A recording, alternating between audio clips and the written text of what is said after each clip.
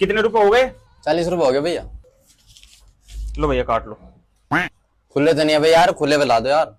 खुले भैया यार अब कहाँ चलाऊं? देख लो यार तुम इधर उधर से, यहाँ दुकान पे देख लो आसपास की। यार भैया तुम एक काम करो, तुम दांव लगा लो 460 रुपए। एक कस्टमर हो रहा है तभी जीत के ले गया। यार भाई मैं तो कभी खेला भी नहीं यार सट्टा वट्टा, मुझे नहीं पता इस चीज के बारे में। किसी बात कर रही यार, 2 मिनट का खेला जो बेटो। लगाओ। बताओ भाई क्या डाल लो। इक्का बार डाल दो भाई। बेटे का भाई इक्का लाओ, 500 देता। यार यो क्या बात कर दी तुमने, धोखे से ले लिया मेरे से। एक चांस और दो मुझे भाई। इंडोला नहीं है मेरे भाई यो। आ जाओ सर, इस कुर्सी पे आ जाओ आप। रुक जाओ भाई, मैं पैसे बुला लाऊं।